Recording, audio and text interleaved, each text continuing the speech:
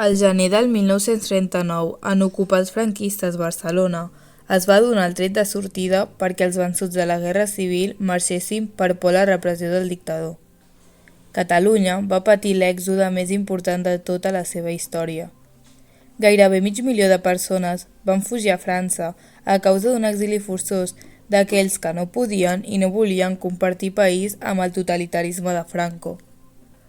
Una riuada humana arribà a terres franceses i d'allà foren conduïts a Barcarès, Sant Cebrià, Ribesaltes i Argelers, amb unes condicions moltes vegades infrahumanes. Argelers era un petit poble agrícola de prop de 3.000 habitants on el govern francès va decidir tancar i construir un camp de concentració a la platja per rebre els refugiats republicans espanyols. Les dones republicanes embarassades, recloses en aquells camps, tenien poques possibilitats de garantir la vida dels seus fills en aquell món d'entreguerres. Elisabeth Eidenbenz, una mestra i activista suïssa de només 25 anys, va poder salvar 597 persones anònimes nascudes entre el desembre de 1939 i l'abril del 1944, en un casalot abandonat a la població d'Elna, conegut com la maternitat d'Elna. L'alternativa era néixer en els camps de refugiats francesos, on la mort era gairebé inevitable. Cotlliure és una petita localitat del sud de França a pocs quilòmetres de la frontera, a la comarca del Rosselló, que acollí molts dels republicans que fugiren de la guerra. Al cementiri trobem la tomba d'Antonio Machado, el poeta republicà que malalt arribà en aquesta població després de fugir de les tropes franquistes.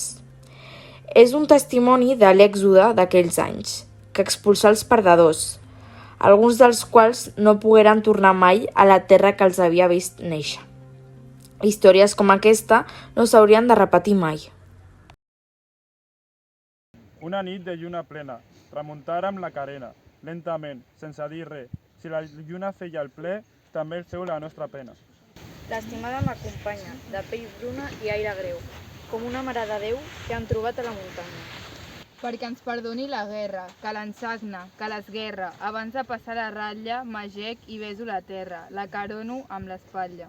A Catalunya d'ací, el dia de ma partida, mitja vida condormida, a l'altra meitat vingué amb mi per no deixar-me sense vida.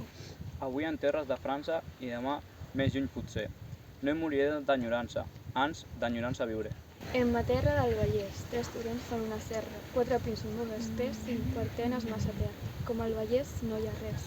Que els pins senyeixin la cala, l'ermita dalt del Pujol, i a la platja un tenderol que bategui com una ala. Una esperança desfeta, una recança infinita, i una pàtria tan petita que l'assumiu completa.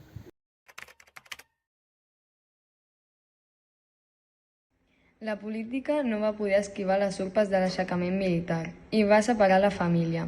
El pare va anar al front i la mare, el meu germà Tian i jo, que em dic Tòfol, ens vam quedar a casa, a Sabadell. Amb l'abans de la guerra i la misèria tocant a la porta, passaven els dies i el pare no tornava. Un dia va venir un seu amic, en Sebastià, i va dir a la mare: «El més segur és fugir a França, per si de cas arriben els nacionals aquí. Ja saps, Carmeta, que quan els nacionals entren als pobles fan neteja». Al cap de poc, la mare ja havia preparat la maleta, amb les coses bàsiques: jerseis, mitjons, una llibreta per escriure, menjar, i vam marxar. Feia fred i estàvem tristos. Vam començar la marxa amb un silenci sepulcral. En Tian estava massa malalt per continuar la fugida i va decidir que es quedava amb els avis a l'Empordà. La mare es va abraçar a ell i jo plorava perquè l'havia de deixar, el meu bessó. No podia creure que ens separessi. Abans de seguir amb la fugida, em va lliurar aquest poema. Ara que estem junts, encara que et puc sentir l'olor i el somriure de la pell, protegint-me de la por. Ara que estem junts, encara que ens escalfa el mateix foc, ens resguarda igual teulada i compartim aquest joc. Et prego que no m'oblidis, l'expressió de la cara, que visquis amb somriure la mida que mai para. I abraça'm fort, ara que estem junts encara. Quan vam travessar la frontera, el primer que vaig sentir van ser els soldats francesos cridant «Alé, alé!». Tots enteníem què volia dir «Vinga, vinga!», però ningú responia. Només avançàvem en silenci, esgotats. Davant nostre ens esperaven soldats senegalesos amb mirades fredes i aterridores. Érem 4, la meva mare, el Sebastià, el Paco i jo. Caminàvem com automats fins a arribar a la platja, que era immensa, envoltada de filats espinosos i plena de gent. Hi havia moltíssims nens, tots tremolant de fred. El vent gelat ens travessava i alguns intentaven tapar-se amb mantes. Només hi havia sorra, mar i una sensació d'absoluta desolació. No em creia el que veien els meus ulls. Ho mirava un cop i un altre i no em feia la idea. Em pessigava i em feia la idea. Em pessigava i em feia mal. No somiava. A una 50 de metres, una noia morena espigada geia a la sorra i apedaçava un vestit. No pot ser, em repetia. Estic delirant. La gana ja les provoca aquestes coses. Però no era cap al·lucinació. Aquella noia que cosia era la Maria, la meva Carbonet. Aquella noia de qui m'havia enamorat quan érem a Sabadell. Com més l'observava, més convençut n'estava. Li havien crescut els cabells, però tenia la mateixa mirada. El Paco estava sol. No tenia res. La seva dona era morta i el seu fill enterrat a la frontera. Ell estava totalment descuidat. Ja no tenia motius per continuar lluitant, per sobreviure un dia més. Només volia sortir d'aquella tortura. L'única via per sortir era el mar, encara que feia por i no hi havia possibilitats que sortís bé, sense pensar-ho, va intentar. Va intentar nedar fins a l'Àfrica. Però el dia següent, les onades van portar el seu cos fins a la platja. Va ser impactant veure el Paco mort, ja que s'havia tornat un mes de la família.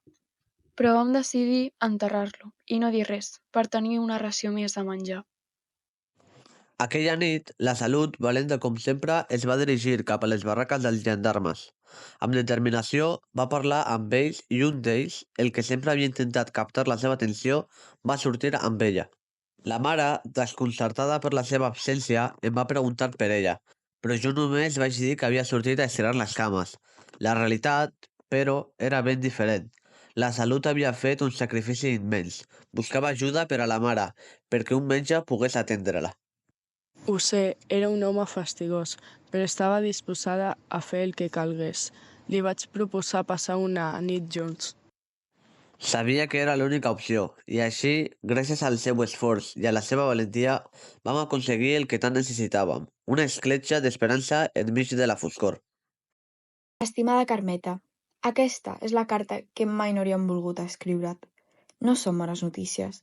Malauradament, el Tian no s'ha recuperat de la seva malaltia, per molt que nosaltres l'hem cuidat tant com hem pogut. Ahir mateix, dia de Sant Justí, el teu estimat fill, el nostre net, va morir. Una abraçada. La meva mare es va enfonsar. Tot just vaig acabar de llegir l'última paraula de la carta. I va arrencar a plorar. La Salut i jo ens miràvem, sense saber què fer. I jo, doncs no m'ho creia. Era impossible. No podia ser. Com era que el meu germà era mort? Com era que un dia hi era i a l'altre no?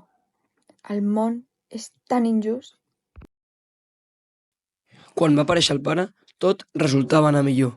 Tots eren feliços, tal com s'esperaven. Però un inquietant pensament envaïa el cap d'en Tòfol, la Carbonet. Què en seria d'ella? Tota l'alegria s'esvaïa al saber que els seus camins s'haurien de separar. No s'ho podia creure. Per una banda era feliç de sortir d'aquella repugnant platja, però al mateix temps no volia deixar enrere a la seva Carbonet. El pare només podia endur-se la família. Per tant, la Salut i la Maria s'haurien de quedar encadenades a Espanya. En Tòfol i la Maria van acostar-se a la vora del mar i ell va escriure el poema del seu germà.